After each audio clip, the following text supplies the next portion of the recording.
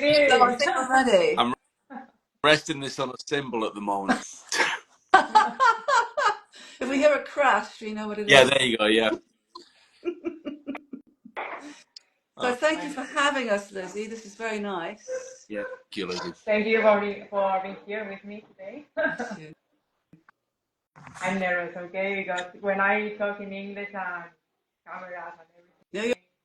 No, your English is wonderful. I've been watching some of the interviews, like the one with the guy from the Misfits that you did. It was perfect. I know. I have a tiny bit of Greek and a tiny bit of French, and that's all. And your English, if my Greek was as good as your English, I'd be very happy. Oh, thank you. You're welcome. Good as anybody else's, I'd be happy.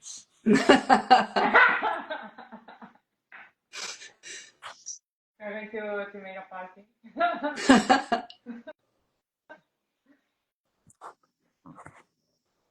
So you both live on different continents.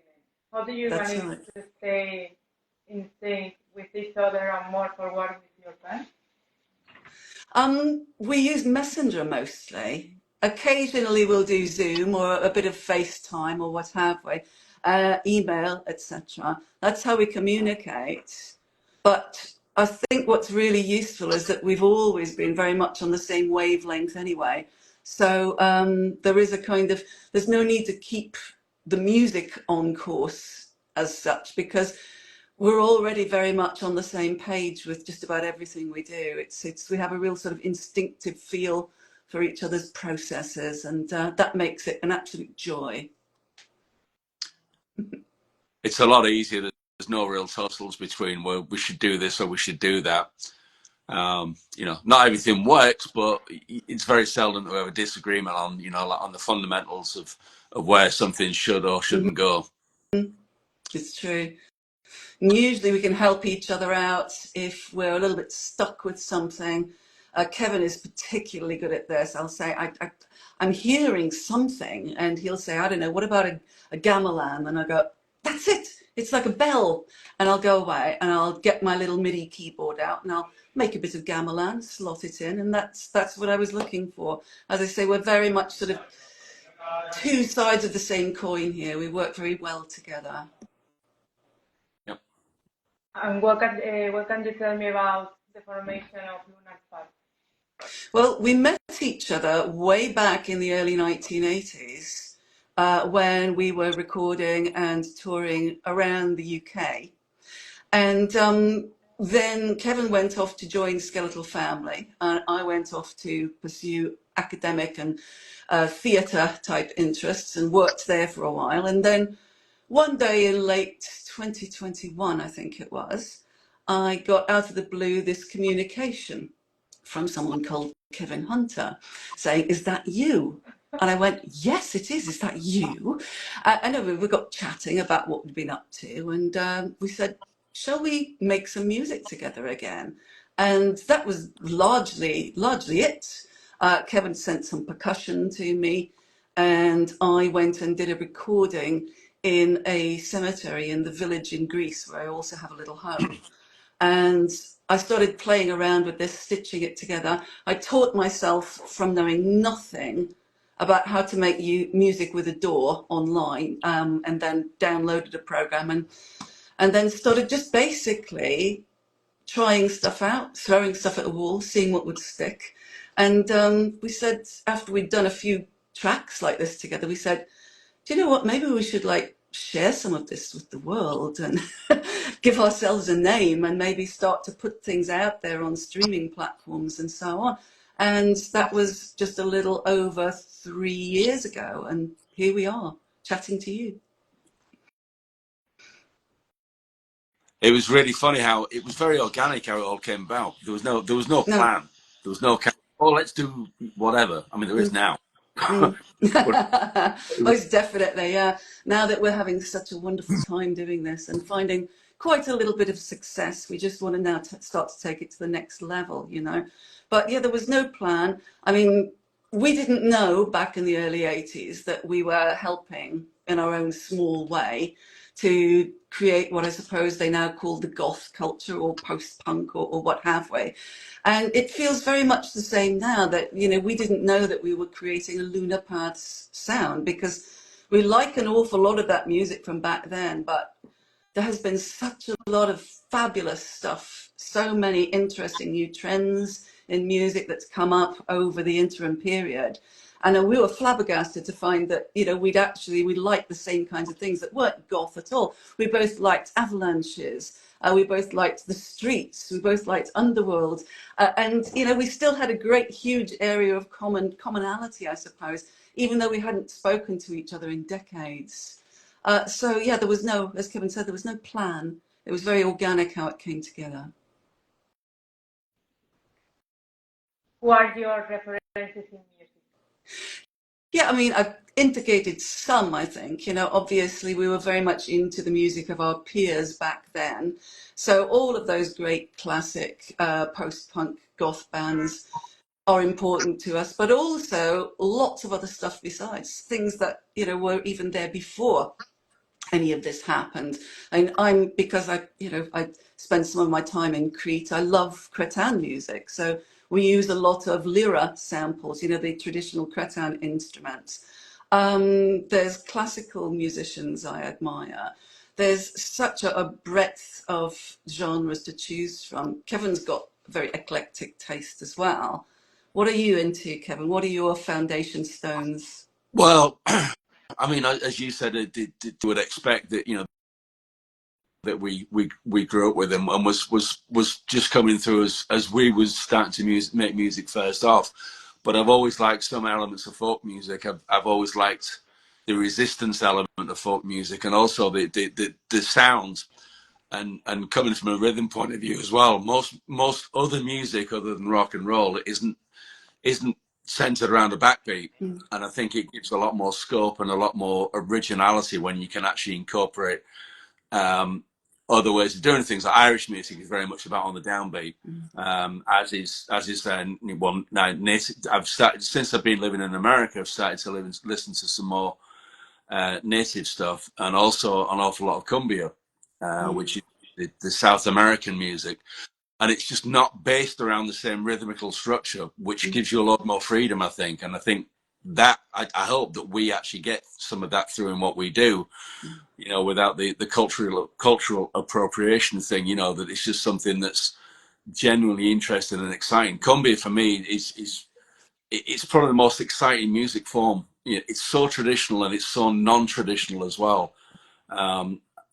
It's just fantastic, and the sounds that they come up with, and the way that it sounds and the way that it's structured, and you know, I don't even understand what they're singing about largely, because it's in various types of Spanish, you know, be it Ecuadorian or Peruvian or Mexican, but the sound of it is just tremendous. It really is. It reminds me of like very early French hip hop, you know, that it's all about the sound of the rhythm of the voice as well as the rhythm of whatever else was going on.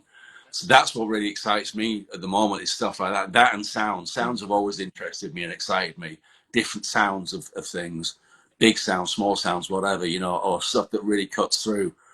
So It always was the case with you, and I think with a lot of people of that punk and post-punk generation, that we were interested in a lot of different cultural outputs. I remember you being very influenced by reggae and dub and things like this. Yeah, it's there's so many wonderful sounds out there to choose from. And as Kevin mentioned, you know, we're sensitive to the whole issue of cultural appropriation. And we hope that that's not how we come across, because it comes from a very good place, a genuine curiosity and admiration for these sounds that we hear. We're interested in sounds. We've remained curious and keen to experiment, and, you know, long may that continue. And what can you tell us about the upcoming tour that you are preparing in the US? This is a good one for Kevin. If you look at our website and the extended bio on there, lunarpaths.com, you'll see the incredible number of people that Kevin has worked with as a tour manager, in bands, as a musician, as a drummer. And this is very much his domain. I'm very happy to hand this over to him at this point, and indeed at all points down the road, because he really knows what he's doing. Okay, Kevin, over to you for this. So yeah, so we've we kind of come to a decision a while ago. I don't know, within a year or so, that yeah, we should do this live. Like it was never the thing. There was always this thing that we said, oh, it's kind of liberating doing the music. We're never going to do this live, so we'll just do what we want to do. And then we got to the point where we thought, actually, we really want to do this live. This is going to be fantastic live. We'll do it justice, and we'll do it really, really well. So now, some of it is going back to it and thinking, okay, how do we do this? As a live thing. So the live show isn't going to be structured as like a hard drive and Die singing over it. It'll be a lot more than that. There will be a lot of live elements. I'm literally sitting on an electronic drum kit at the moment. I've just been doing some bits and pieces. And doing some different loops. So we're going to be doing live loops. We're going to be doing obviously live drums and other things like that. And there'll be some keyboard parts that come out. Di will be doing her bit as well. So in terms of a live show, I just can't wait. I really, really can't. It's going to be something amazing. I'm putting it together. We're putting it together. Going around various venues in the Midwest, and there's 3 that we're talking to at the moment, and just waiting on dates and when we can go forward with that. The situation over here has made things a little bit more difficult. People are a little bit edgy about committing to somebody that we've got to get work permits. Obviously, I don't, but we do for Di, and that's actually caused a bit of unease, shall we say, amongst the live promoters. The possibility that we're not going to get them, I don't think it will be a problem, but there is that possibility, and at the moment, who knows what's going to happen. That's right. There's so many unknowns given the current situation of flux in America, and basically our stance on this is that we're doing it until it becomes impossible to do it. So we're making our plans, we're pushing ahead with that. I do all the producing, so I prepare all the little bundles of stems and I send them over to Kevin for him to put into his Idoru, and then we'll be able to take that on the road along with things to trigger loops. Kevin can take his drum kit, electronic, acoustic, you name it. And and I really look forward to just getting over to his place for a few weeks, trying stuff out. And of course, meeting him face to face for the first time in decades will be very, very nice too. We haven't been in the same 30 years, 40 years. Yeah, it's bizarre. Not been in the same.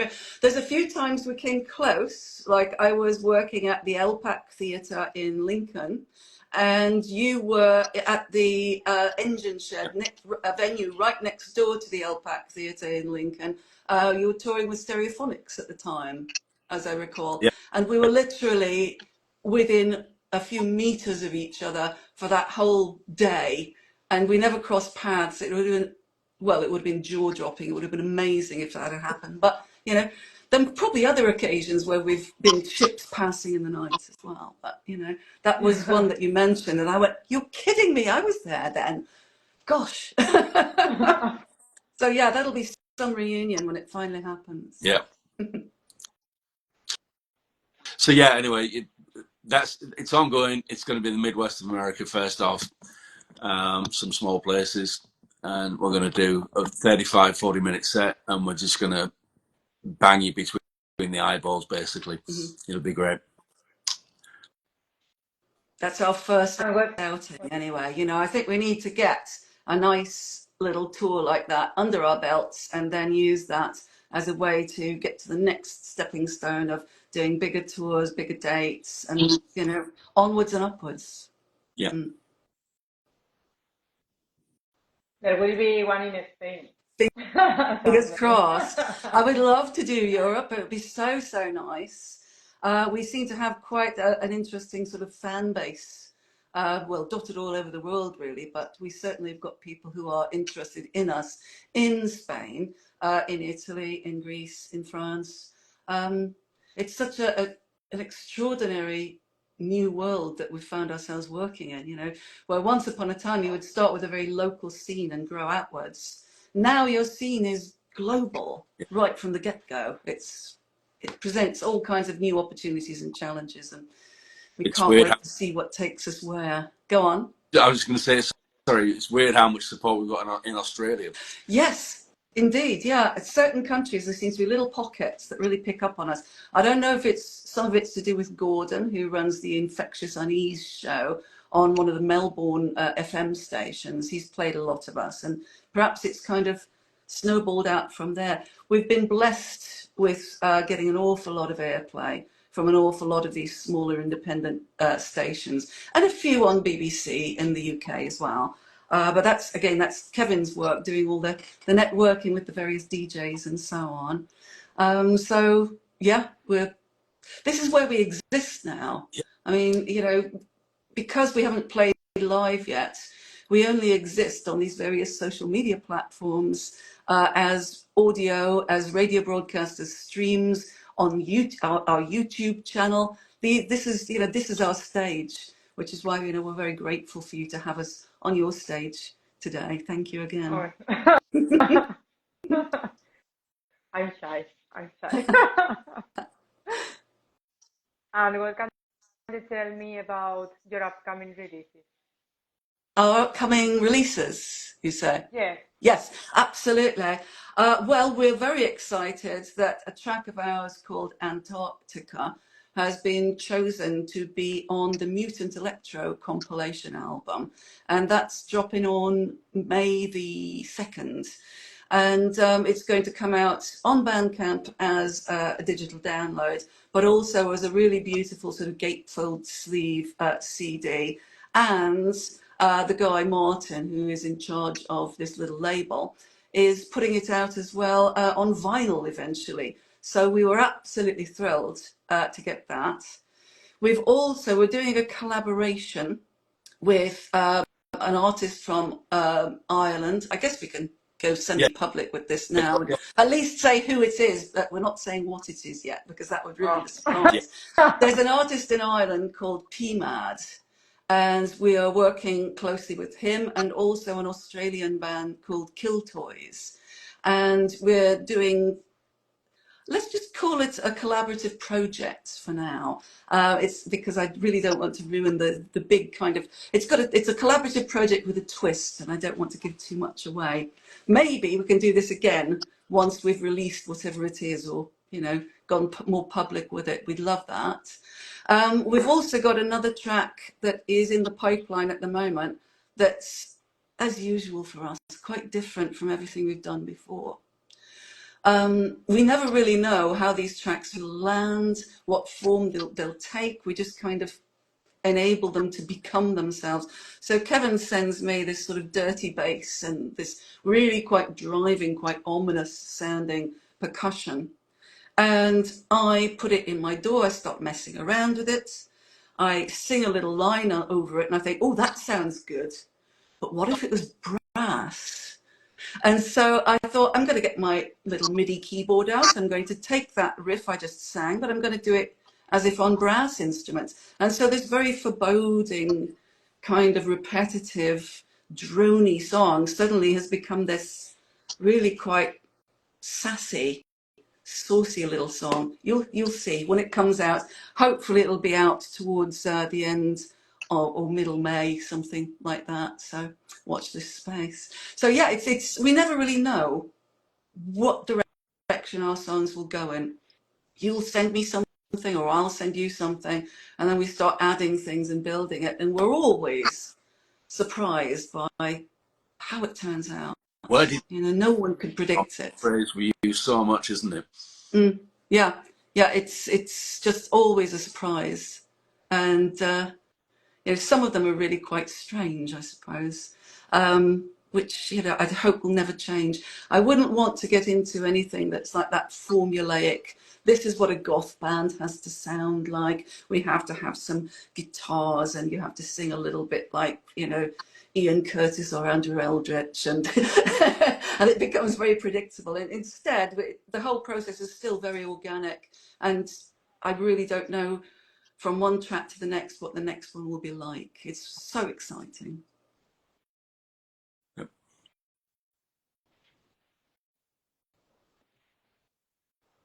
I'm sorry, I was That's okay. trying No to find the problem. answer. Not a problem. I'll take the opportunity to have a little sip of water. How do you think we've advanced in terms of musical culture in today's society? Is Gothic music heard more than before? Yeah, I think it's always been there. Certainly, I mean, I was only talking about this with a friend the other day. It always seems to pop up in times of like global trouble. When it first emerged, of course, we had Margaret Thatcher in number 10 Downing Street. We had Ronald Reagan in the White House. It had a little bit of a moment again during the economic crash, and now, lo and behold, it seems to be on the rise again. I'm not saying that goth culture is like a harbinger of doom or anything like that, but I do think that there is this kind of tendency to try and find some kind of comfort within the darkness. There's a lot more of it about now, which is a wonderful thing, that people can make and release music and share it with the entire world so much more easier. Whereas back in the day, it was a case of we'll go and record something. We're watching the studio clock all the time, so you can't experiment because then the money goes up and up and up, and your label boss is glaring at you and thinking, "Come on, you should have sorted this out before you came in here." And then you have to go and press it onto vinyl. And then there was, I mean, nights where we sat around your table, Kevin, putting like vinyl into envelopes, into the little plastic covers, thousands and thousands of times over. And now you can just do everything with a click of a button. As I mentioned earlier, there's that global culture that we now have. Instead of a local scene, it's everywhere all at once. I think also as well, when we started out, it was pretty much derided. It was kind of a joke almost in a lot, and it's not now. You've been around long enough. It isn't a phase. It's Oh, there. absolutely. It's and I think that helps as well. That I don't want to say there's an acceptance because ultimately, you can take it or leave it. And I don't care in that respect. Um, what's if somebody's just going to be mean and negative about it, but there's a lot more of that around, and I don't think that is now. I think it's able to stand up on its own 2 feet and and be a scene, and be and be what it is. Exactly. I was talking to a young man, sort of probably early 20s, in a club last weekend. And he came over to me and my little group of friends and said, "You're the coolest people in here because you're still doing what you were doing all that long time ago. And nowadays we don't have a subculture." And I said, "Well, I think there are subcultures out there, but they're just not local."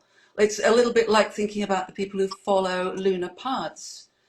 We've got people in Australia and New Zealand and uh, Spain, obviously, and just all over the world, as opposed to that very cohesive scene that happened in the UK for whatever multifactorial reasons.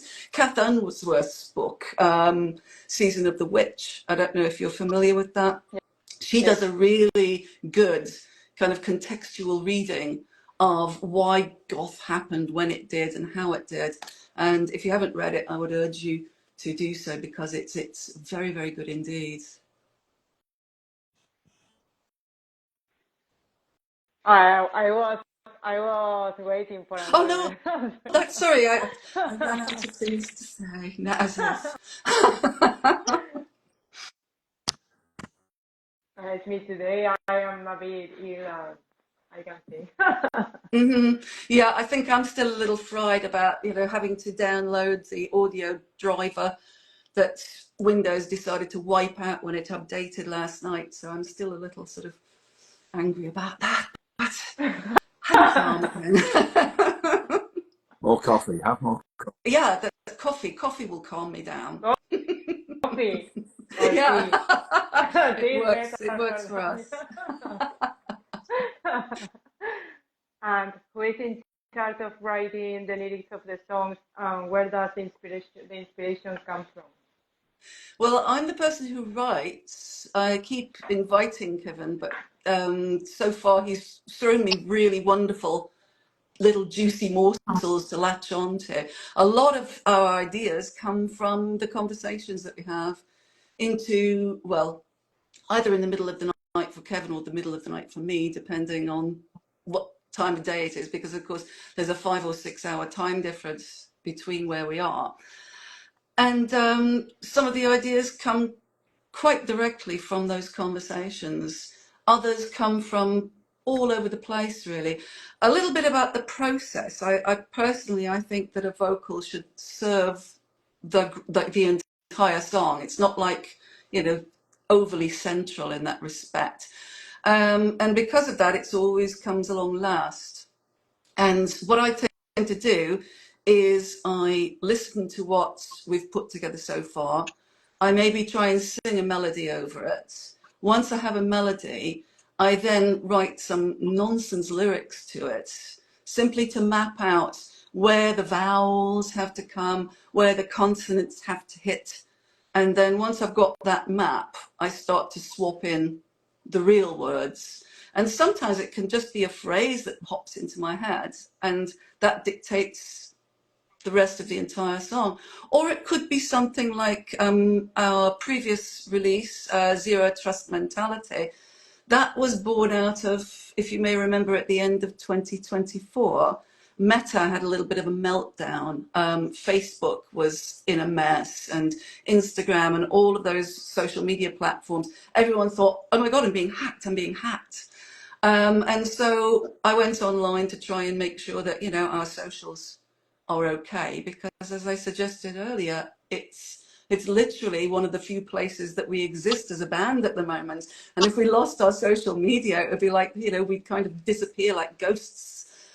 And so I went on to the various sites saying, how do you protect your identity on social media? How do you protect your profiles, etc.? And I noticed how it was kind of almost like a found poem, all this, protect yourselves, let us help you. And so I started to write these things down, and I just literally, I had them in a notepad just over there for a long, long time. And then when we came to write this song, I thought, what's this going to be about? And I just glanced down and I thought, they fit really well. I'll try those. So literally anywhere and everywhere, but always the last piece of the puzzle. I see you writing a song about the interview. It could happen. Indeed, it could. The other thing as well with doing the songs is Di actually stitches it all together basically, because she gets sent loops. I don't send, like, the stuff that I send through is, generally speaking, it's like a 2-bar or 4-bar loop, and then I can leave it to her. There might be a broad outline of it, but otherwise than that, she'll stitch it together then and go, okay, so here's the format and this is where we're going. So it's another one as well. It's not that different, I guess, these days. An awful lot of stuff is done that way, but it's a different way of working for us, and that took a little bit of getting used to. It's also very liberating as well in its own way. Have this thing of, well, we're going to have a verse, a chorus, a middle eight, a verse, a chorus, then we're out. We don't do that. It's like, does it sound good? Is this work? Yeah, okay, we'll do this. And as they die, because she produces it, she actually is the one that stitches these things together. And there's so many times as well I thought, that's a really weird way of coming about it, but it works. It works really, really, because she doesn't approach it from the same angle that I would do, certainly rhythmically. There's these things that come out and you think, okay. It's true. I remember you saying to me, oh God, you do things that no drummer would ever do. And I mean that as a compliment. But yeah, I don't know what is going to materialize. I literally take the things you send me, start sticking them together. I start to hear things in my mind that might go sit well with them. So I get some of those. I either go to a sample pack or write some MIDI or something like that, and start to cut and warp and flip and inverse and transpose and stick it all together until it starts to show me what it is.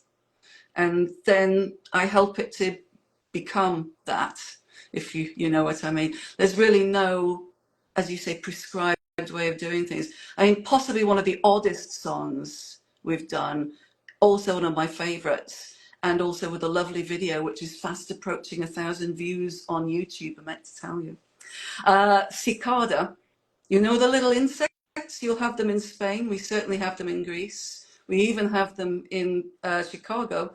The little insects that all summer go, you know the ones? And yeah, and we wrote a song about them, largely because we really love that sound, but also because they're these sort of mysterious creatures that live life almost in reverse to humans. You know, they start under the ground, they hang their little ghost on a tree somewhere, and then they take flight and go and live their lives. And we thought, this is such an interesting subject to write a song about. And so again, Kevin sent me this amazing sort of squelchy bug sound and some percussion and this wonderful noise that you made one night when you were sitting outside drinking wine, and listening to the cicadas and the sound of a finger on the rim of a wine glass. And so he sends all of this to me. I start stitching it together, adding other stuff to it. If you don't know Cicada, check it out, because as I say, it's one of our more odd ones, but also probably one of my favorites of what we've done to date. Last year, when we did this as well, I mean, part of the thing for me was that every, I think, 7 years and 16 years, there's this great thing where they have this big migration, they all come out. So everywhere you went in Chicagoland was just full of cicadas and cicada castings, and you really couldn't move from them. They were everywhere, absolutely everywhere. So when we were sitting out there, yeah, all we could hear was this cacophony, this loud cacophony of it was bizarre. I've never seen anything like it. It And you just still, goes on and on and on until suddenly it stops. yeah, And the number of times I've been sitting out, drinking a glass of wine, chatting to friends when we've been in Greece, and they've become so loud I've had to raise my voice, and then they all stop, and you're sort of bellowing into silence. They're the most peculiar, fascinating creatures. So we thought we'd write a song inspired by cicadas, you know. Literally, ideas come from absolutely anywhere. I need to know what it is now. Oh, you will know them. They're the little bugs that fly around in the summertime and make the noise. They go. Ah, okay, Yeah, I know what you're saying. Yeah. those. Yes, Okay, yes, okay. absolutely. Yeah, I yeah. can't I didn't remember know they even the name existed in in Spanish, Chicago, but but yeah, yeah. yeah. Yes, yes.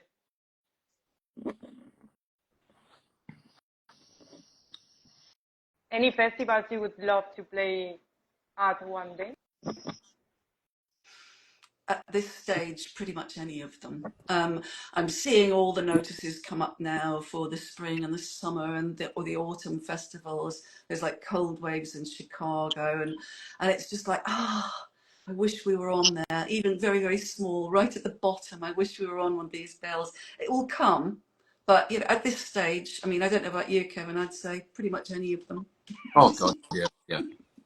I mean, having worked an awful lot of them, I've got mixed feelings on them, because working them and performing them are two completely different animals. They're awful to work, but they're great when you're playing them. So, but yeah, any of that, and a great festival is just such a great thing, because it's more than the sum of its parts. If you've got a great lineup, you can have a great lineup with a lot of bands that you've have no interest in, and then suddenly you see them in that context, and it's just it can be just fantastic. It can be really, really something. I once I was doing a festival in Belgium, and the band I was doing wanted to stay on to see the headliner, who was Paul Simon, and it was right at the end of his Graceland stuff. Wow. And I thought, yeah, all right, okay, whatever. And it was, to this day, it was one of the best performances. Like the guy just killed it. He had like 30 people, musicians on stage. It was an hour and a half of just uplifting, fantastic music. It really, really, really was. It was incredible. I would never have gone to the end of my garden to see Paul Simon. And it really was. It was tremendous, and that's one of the great things about it.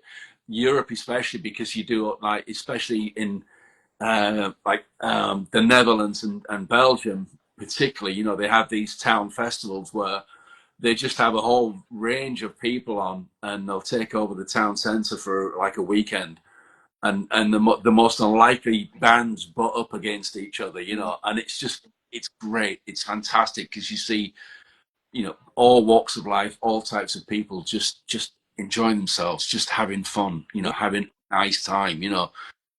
Yeah. So I kind of Vet. I foster cats. I've currently got 2 little black kittens who I've banished from this room while we're doing that. But obviously, I can't be touched by their vet is still trying to get through to me. It's something and nothing. So don't worry, my kittens are fine. But yeah, I mean, this is what we go back to, what Kevin was just saying. It's that openness and curiosity that I think really opens you up to so many new possibilities, that you can combine all the things you love. It's something I think we have on our website somewhere about our music, documents where we've been, transcribes what we love and hints at where we're going.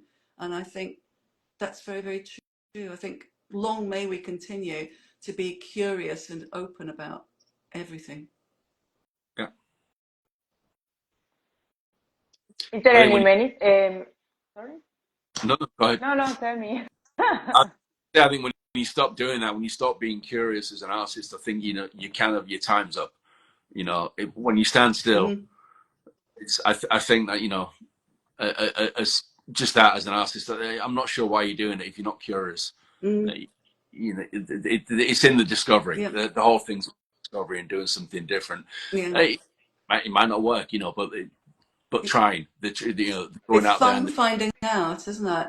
I yeah, mean, it's something, you know, music, what we're doing, I suppose, you know, it is an art form and there are no limitations on that in terms of age or genre or, you know, what we're doing. I'm listening to Mick Mercer, who I don't know if he means anything to people in Spain, but he used to run a magazine called Zigzag, and he's got like 10,000 photographs of bands from the era where goth was just, you know, starting to emerge out of the post-punk scene. And he's a bit of a kind of a venerated figure. And he now does a weekly little radio show. And he was saying the other day about, you know, Pete Murphy is producing great stuff. Cypher, DJ Cypher as well, who hosts Dark Nation Radio. Both of these guys play our stuff a lot, so I'm quite happy to be able to return the favour and give them a little name check. He also was saying that Pete Murphy is doing some of the best work he's ever done at this, you know, and he's like approaching 70 years old. It's, you know, he's remained curious and open. It's the key. It's amazing. Do you have any message you would like to convey to the people who's watching us? I suppose just keep watching shows like yours, engaging with the small radio shows, because right now it's the only place we exist, as I've mentioned several times. Hopefully, people will see us on a stage near them in the not too distant future. But you know, thanks to everyone for their enduring interest in what we do. It's such a wonderfully inclusive, I don't know, the scene is so sort of mutually supportive and inclusive, and you know, I think that's an important way to live, I suppose, is what I'm trying to say. It's a good way to be. I think as well, you know, anyone that's kind of stumbled on this and is of the mindset of, well, there's nothing out there. It's all boring. It's not as good as it. There's loads out Mm, there. There's loads of fantastic music. There's loads of fantastic yeah, pods. There's loads of, you it's know, true. there's just so much now. Yeah, I wish it was around before, you know, like there really is. There's yeah, a tremendous amount of stuff out there, you know, and creative people like yourself, Liz, mm, you know, with this site and with other sites. And as Di's mentioned, DJ Cypher, Mick Mercer, all of these guys doing pod radios, you know, who've been incredibly supportive to us, you know, uh, and they're all doing amazing work. You know, all this stuff is it's so well curated. You know, like it's done by people who actually care and love what they're doing. mm, that they're bringing, and clearly getting an excitement out of bringing this to people and saying, look, I found this. Look at this. This is great. You know, Mm. and great to see. It really is. You know, we want to do the same thing in our own way. Like, you know, and as Di said, it's a mutually inclusive thing, and it builds. It And builds. there's so much stuff out there. I mean, sorry, apologies for name dropping endlessly, but I managed to catch up with John Robb when he was doing his book tour for his book Art of Darkness, his history of goth. And I mean, we go back way back, back to the day when we used to sort of try and get his shows put on at venues near where we were living at the time. He was commenting on how he was rather cynical of an awful lot of the things you see on platforms like TikTok, where, you know, it's pretty young girls doing their makeup and dancing around in cemeteries. And then he realized that's just him being an old man. You know, he's thinking, well, back in my day, if you wanted to be a goth, you had to go and do gigs and make records and do this. And now that's not the case. You can still find a voice and a vehicle for your expression by doing that, by putting on lovely makeup and lovely dresses and dancing about. Now, here's a message for those people. Instead of bedding those beautiful videos in things like Depeche Mode and The Cure and the Banshees and people who everyone has heard, you know, use some of these new up-and-coming bands like, oh, I don't know, Lunar Paths, for example, as their bed for some of their lovely videos. That would be awfully nice. That would give us another little platform. But no, it's good. I mean, everything, beautiful work. We're all enjoying it, supporting it.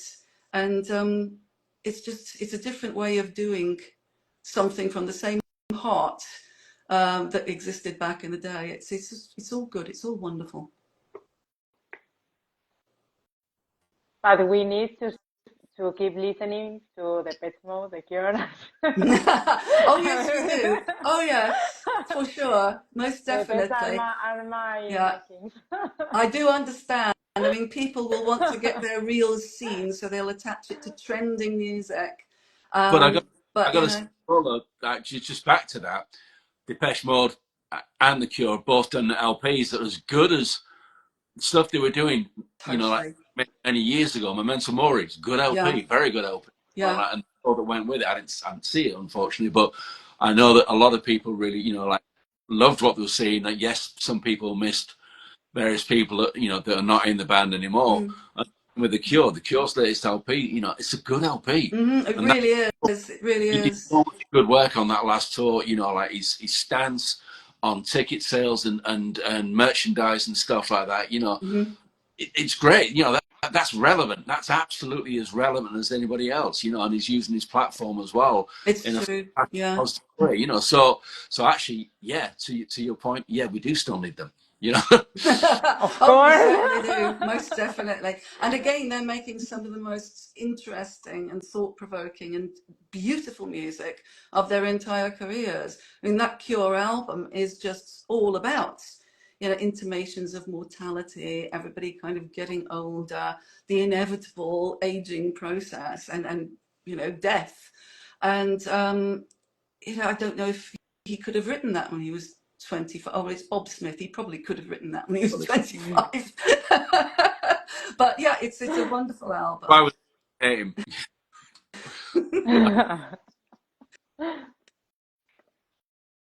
Thank you so much for being here with me today. Thank you for having Yeah, us. thank I hope you, to Liz. do another interview when you release your next We song.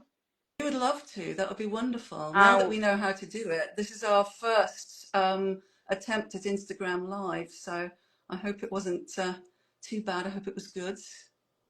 no, it's fine. It's fine. Bless you. Maybe Thank you. it would be me that I'm really nervous always when I Oh, no need, because you're very good at what you do. It's fantastic. I get more nervous when I'm in front of a camera than when I'm in person Yeah. with someone.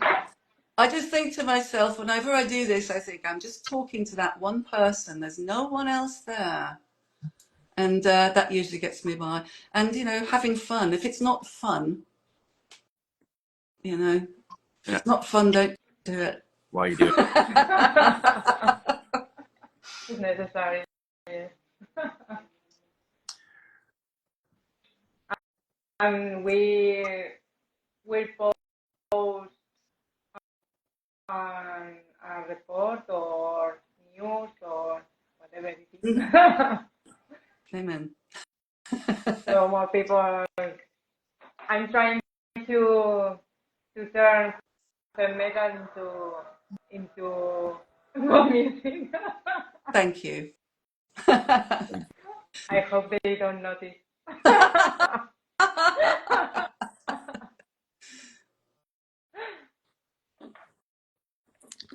Okay. So I let you rest. I don't know what time is it there. It is just coming up to 5 p.m. where I am. Is it nearly 11, Happy 11. Chicago? Yeah. Yeah. I'm going to go back to wrestling with this song now that I've got my audio driver up and running again, and I'll send it to you later, Okay. Kevin. You can have it in a couple of weeks when it's finished. I need it now. I'm here on this stuff. Oh, look at you, So sitting on all your percussion bits and I got pieces. stuff Gosh, on yeah. the. So yeah. Back we go Thank to you. work. Oh. Yeah. Have a Have a, lovely have evening. a good day. Have a lovely evening, Lizzie. Thank you very much Same again. for you. We'll speak again and do this again soon. Cheers Yes. now. Take care. Bye-bye. Bye bye. Bye-bye. Bye. Bye.